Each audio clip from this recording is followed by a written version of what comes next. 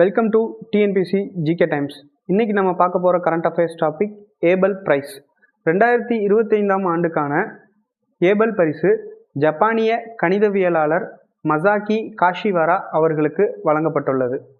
Algebraic analysis, representation theory, sheaf theory போன்ற பகுதிகளில் இவரோட சிக்னிஃபிகண்ட்டான கான்ட்ரிபியூஷன்ஸ்க்காகவும் டி மாடியூல்ஸ் மற்றும் கிறிஸ்டல் பேசிஸ் ஆகிய கண்டுபிடிப்புகளை கணிதத்தில் இவர் மேற்கொண்டதுக்காகவும் இந்த வருடத்துக்கான ஏபல் பரிசு இவருக்கு வழங்கப்பட்டுள்ளது. ஒவ்வொரு ஆண்டும் கணிதவியல் துறையில் சிறப்பான பங்களிப்பும் சாதனையும் படைத்த கணிதவியலாளர்களுக்கு ஏபல் பரிசு வழங்கப்பட்டு வருது. நார்வே கணிதவியலாளர் நீல் ஹென்ரிக் ஏபல் அவர்களின் நினைவாக நார்வே அரசாங்கம் 2002ஆம் ஆண்டு ஏபல் பரிசை தொடங்கியது. 2003ஆம் ஆண்டிலிருந்து ஏபல் பரிசு வழங்கப்பட்டு வருது. ஏபல் பரிசு நோபல் பரிசுக்கு இணையான பரிசாக கருதப்படுகிறது. நோபல் பரிசில் கணிதவியல் துறைக்கு தனியாக ஒரு பரிசு வழங்கப்படாததுனால அதை ஈடு செய்வதற்காக கணிதவியலாளர்களுக்கு ஏபல் பரிசு வழங்கப்பட்டு வருது.